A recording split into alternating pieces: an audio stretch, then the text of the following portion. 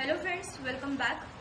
In today's video, we are going to see what different algorithms are come under the category of uninformed search. We know that we have two major types of search algorithms. The first is uninformed search. It is also called as blind search, and second is informed search, and it is also called as heuristic search.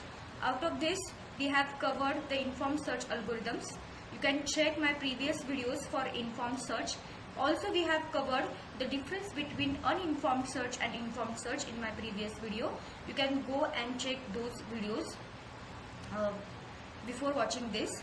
I have given the link of these videos in my description box, or you can just go in the playlist. You will find out these videos. Now, in today's video, we are going to see different algorithms that comes under the category of uninformed search.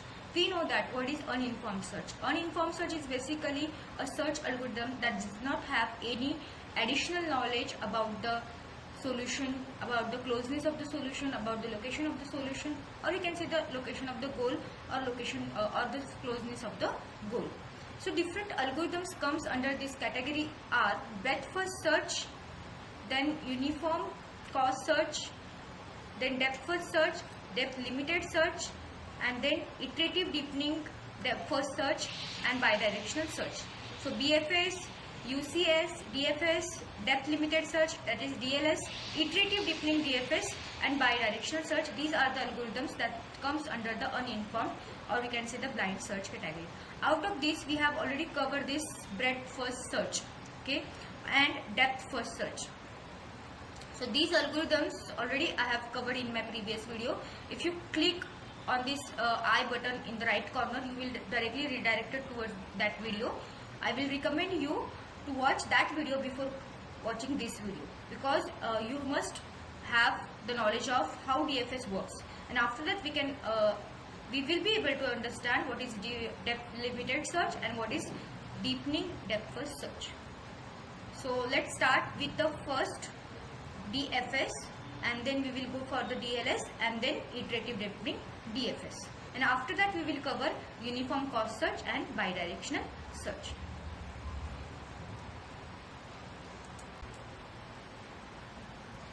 So first algorithm under the uninformed search is what?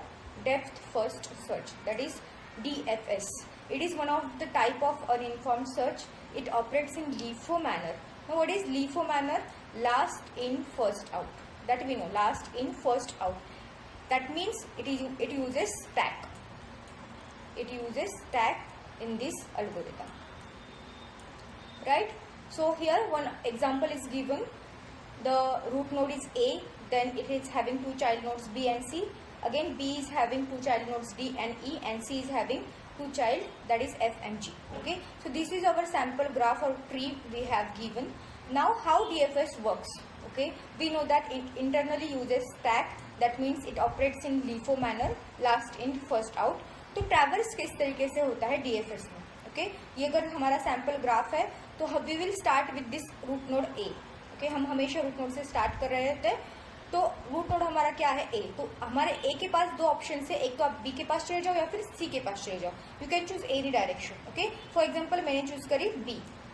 Now I am here B. मैं किस node पे हूँ अभी? B. तो ये क्या बोला DFS कि आप डेप्थ के ऊपर जाओ. डेप्थ मतलब क्या? गहराई के ऊपर जाओ. ओके, गहराई में जाओ टू ट्रैवर्स. तो A के बाद में कहाँ पे आ गई? B पे आ गई, राइट? सो B के बाद मुझे और दो ऑप्शन अवेलेबल है, D एंड E. तो ऑब्वियसली मुझे क्या चूज करना है? एक पर्टिकुलर पाथ चूज करना है. तो मैंने एक जो डायरेक्शन है वो चूज की, जो है D. तो B के बाद में कहाँ पे चले आई? D. उसके बाद अगेन उसको चेक किया कोई चाइल्ड नोड्स अवेलेबल है या नहीं. तो यहाँ पे कोई D के बाद चाइल्ड नोड अवेलेबल नहीं था. तो मैंने क्या किया? बैक ट्रैक किया. बैक ट्रैक किया मतलब मैं वापस B के पास चली गई. ओके, और उसके बाद B से हम नेक्स्ट जो हमारा लीफ नोड था वो है E, उसके पास चले आए. ओके, अगेन E को हमने ट्रैवर्स किया, विजिट किया. उसके बाद अगेन चेक किया कि है क्या कोई चाइल्ड नोड E के पास है क्या? नहीं है. ओके, अगेन यहाँ से भी हम क्या करें? बैक ट्रैक आ गए. अभी बी के दोनों ऑप्शंस ऑलरेडी हमने ट्रैवर्स किए हुए हैं, तो वापस हम कहाँ पे आएंगे, ए के पास आएंगे। ओके, और ए का जो भी बचा हुआ पार्ट था, जो भी यहाँ का सी वाला पार्ट है, तो वहाँ पे ट्रैवर्स करेंगे। तो सी के पास मैं आ गई। सी के बाद अगेन दो मेरे पास ऑप्शन है, एफ एंड जी। तो मैंने पहले एफ को चूज किया, एफ को ट्रैवर्स किया, उसको चेक किए कि कोई चाइल्ड नोड्स अटैच है क्या नहीं। एफ के लिए कोई भी नहीं था, सो अगेन हम बैक ट्रैक कर गए। अभी सी पे वापस आने के बाद और एक ऑप्शन बचा था, वो है जी, और उसको हमने ट्रैवर्स किया, विजिट किया, और वापस हम सी और ए पे आ गए। ओके, सो ये हो गया हमारा वर्किंग ऑफ योर डीएफएस। तो एक्चुअली में स्टैक के हेल्प से ये कैसे वर्क होता है, we know that we are using stack in this algorithm, so how stack plays an important role. Okay, let's start with the stack operation. तो stack initially क्या रहता है, एम्प्टी रहता है। ओके, तो एम्प्टी रहने के बाद हम स्टार्ट कहाँ से करते हैं, रूट नोड से स्टार्ट करते हैं। तो मैंने क्या किया, पहले ए को इंसर्ट किया स्टैक में। ओके, ए को इंसर्ट किया, उसको निकाला, उसको निकालने के बाद मैंने चेक किया कि उसके चाइल्ड नोड्स कौन है। तो चाइल्ड नोड्स है बी एंड सी, तो बी एंड सी को मैंने पुश किया वापस स्टैक में, ए को निकालने के बाद। ओके, किसी भी ऑर्डर में आप पुश कर सकते हो, राइट। सो बी एंड सी को पुश करने के बाद जो भी लास्ट इन फर्स्ट आउट है, तो जो भी लास्ट में मैंने डाला था, बी को डाला था, उसको निकाला बाहर। उसको निकाला बाहर, तो मैंने चेक किया उसके कोई चाइल्ड नोड्स है या नहीं। ओके, तो बी के चाइल्ड नोड्स थे डी एंड ई, तो वापस डी एंड ई को मैंने डाला। सी एज इट इज अपनी स्टैक में रहा है, एज इट इज अपनी पोजीशन में रहा है स्टैक के अंदर। ठीक है, सो वापस अभी top most element LIFO, last in first out, last किसको इन किया था, डी को इन किया था, तो उसी को हम निकालेंगे बाहर। निकालने के बाद हम चेक करेंगे कि उसको कोई चाइल्ड नोड्स है या नहीं। अगर चाइल्ड नोड्स है तो इंसर्ट करेंगे स्टैक के अंदर, अगर नहीं है तो कुछ भी नहीं करेंगे। ओके, डी को कोई भी चाइल्ड नोड नहीं है तो कुछ भी इंसर्ट नहीं किया। तो अगेन टॉप मोस्ट एलिमेंट हमारा कौन है, ई है। ई को बाहर निकाला, अगेन चेक किया कि कोई है क्या अंदर, उसकी चाइल्ड नोड कोई है क्या। ओके, नहीं है, सो कुछ भी अंदर यहाँ पे इंसर्ट नहीं हुआ है। लास्ट हमारा बचा था सी, तो सी को निकाला बाहर। सी के कोई चाइल्ड नोड्स है क्या, यस, सी के चाइल्ड नोड्स है एफ एंड जी, तो एफ एंड जी को हमने इंसर्ट किया वापस। उसके बाद एफ को मैंने निकाला बाहर। एफ को निकालने के बाद अगेन चेक किया कि कोई चाइल्ड नोड्स है या नहीं, अगर है तो डाल दो अंदर, नहीं है तो कुछ भी मत करो। यहाँ पे चाइल्ड नोड्स नहीं थे, कुछ भी नहीं किया है। वापस हमने, हमारे पास जो ऑप्शन बचा था लास्ट जी, तो जी को हमने क्या किया, बाहर निकाला, उसके भी कोई चाइल्ड नोड्स नहीं थे, तो हमारा इस तरीके से ऑपरेशन खत्म हुआ। तो हमने पहले ए को ट्रैवर्स किया, तो A B then D then E and then C F and G, this is our DFS order. Okay, तो इस तरीके से हमने यहाँ पे लिखी हुई है, this is our what, A B D E C F G, this is an DFS order. Okay, same explanation मैंने यहाँ पे लिखा हुआ है, start with node A, put into the stack, remove from stack and add the children of A. Okay, you can read this process for understanding the working of DFS. So कुछ points हमें यहाँ पे note करने होते हैं DFS के बारे में। DFS works vertically. ओके, तो DFS वर्टिकली वर्क होता है, जैसे मैंने बोला कि गहराई में जाता है, डेप्थ में जाता है। Okay, it doesn't guarantee solution always, तो हमेशा ये सोल्यूशन नहीं दे पाता है। क्यों नहीं दे पाता है, if there is a branch of infinite nodes, okay, or there is a branch who is having infinite nodes, then it will never reach to the goal. Yes, because infinity number of nodes है तो हम कभी भी गोल तक नहीं पहुंच पाते। So this doesn't guarantee solution always. Okay, तो ये क्या हो गया, इसका डिसएडवांटेज हो गया। डिसएडवांटेज क्या है, if a branch is having infinity number of nodes, then we will be never able to reach to the goal, and that's why we have to find out some another algorithm that will help us to solve this problem, right? Before seeing that algorithm, we will understand the time complexity. So time complexity is order of v plus e. So v is nothing but the number of nodes, or you can say the vertices, and e is nothing but the number of edges. And in terms of AI, the time complexity is what? Order of b raised to d. So b is where branching factor and d is what? Depth. So branching factor क्या होता है? Branching factor means for every node how many children are there. So in above example, for every node there are 2 children and depth is 2. Okay, depth कितनी थी, depth कैसे calculate करेंगे हम, 0 1 2, this is depth. Okay, और हर एक children को कितने nodes थे, हर एक नोड को कितने चिल्ड्रन नोड्स थे, 2 चिल्ड्रन नोड्स यहाँ पे थे, right. So this is what your DFS algorithm. Okay, to understand DLS, depth limited search, you must know the working of DFS. And this is a simple algorithm, push the root node on the stack while stack is not empty. जब तक stack आपका empty नहीं होता तब तक आपको pop out करने होते हैं element. If node is goal node, then return success. Push all children of node onto the stack and return failure. Okay, so आपको ये सिंपल एल्गोरिथम फॉलो करके आपको DFS का अंडरस्टैंडिंग आ जाएगा. So this is what DFS. Now we will see what is DLS, depth limited search. Okay, so to understand this depth limited search we must know how DFS works. So we know that कि DFS कैसे काम करता है. Last in first out is also part of uninformed search, जो कि हमने अभी देखा है. तो उसका एक प्रॉब्लम था DFS का कि एक ब्रांच को अगर इन्फिनिटी नंबर ऑफ नोड्स है तो वो कभी भी उसके गोल तक नहीं पहुंच पाता था. And that's why we have to study this depth limited search. Okay, so it is uninformed search. It is one of the type of uninformed search. To solve the problem of DFS with infinite branch of nodes, we can use DLS. Okay, वो जो problem था infinite branch of nodes, okay, तो इसमें जो problem था वो solve करने के लिए हमें क्या करना है, DLS को यूज करना है. तो DLS में हम क्या करते हैं, we set a depth limit.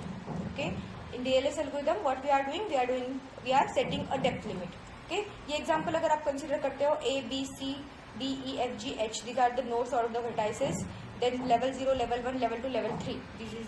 This is the depth, okay, of that tree.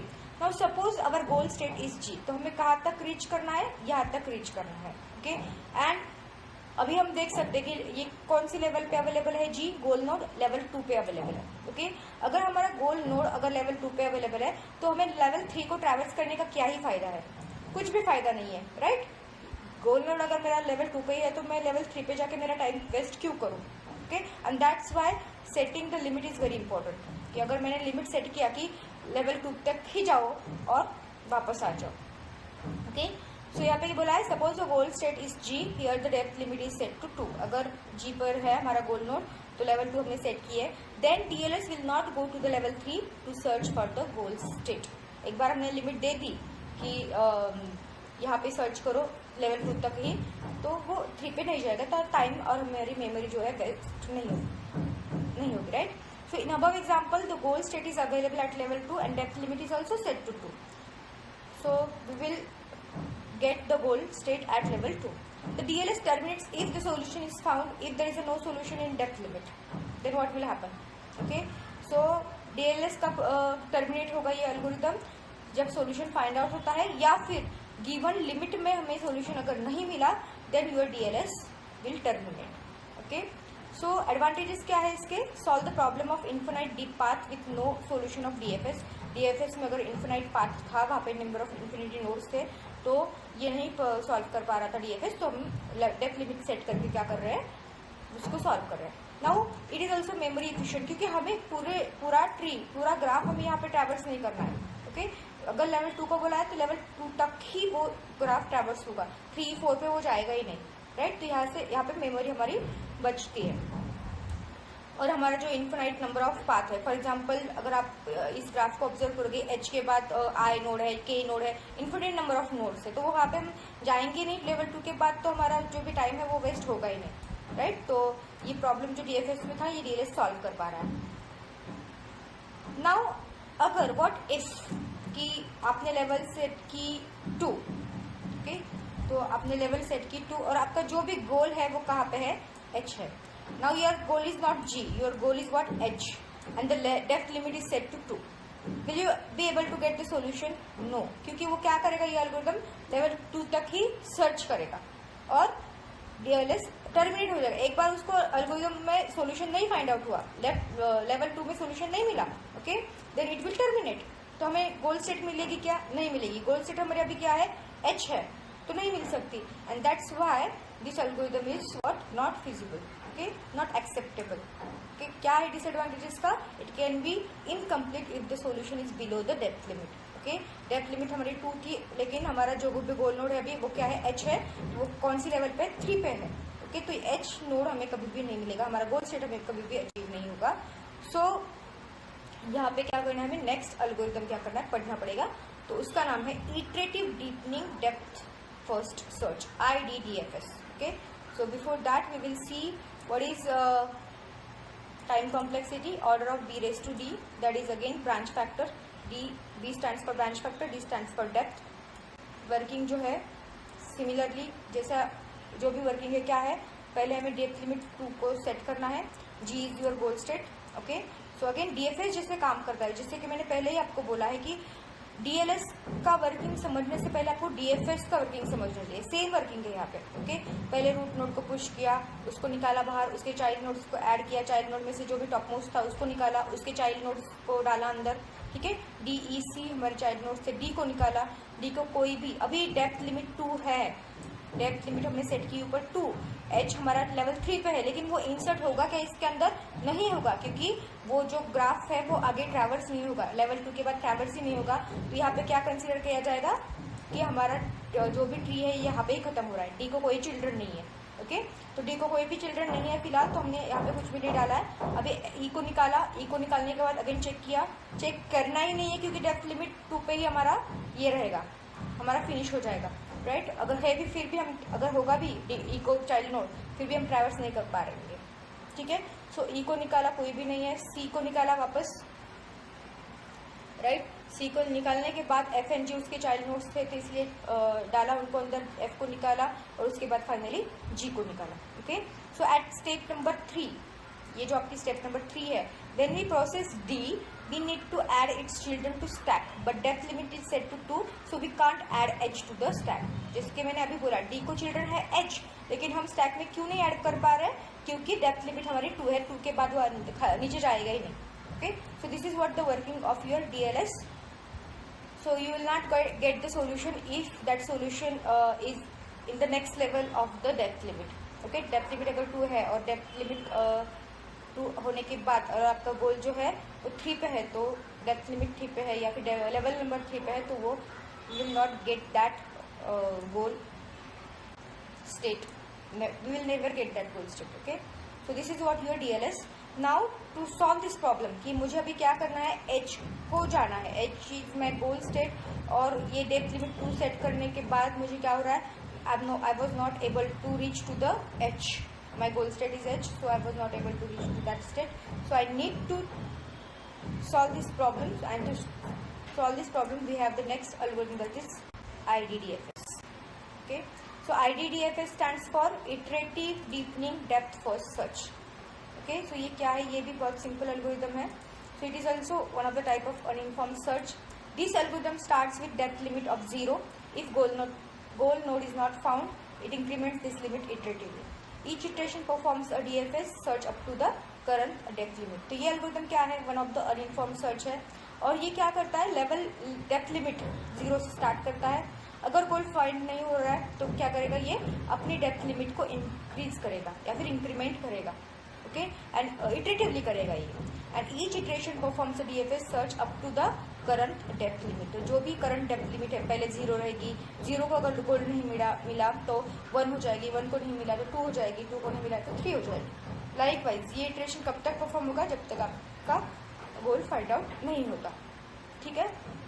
So algorithm start at the root node, perform DFS with the depth limit L, जो भी डेप्थ लिमिट आपने दी है, सेट की है, वहाँ तक वो क्या करेगा, DFS परफॉर्म करेगा।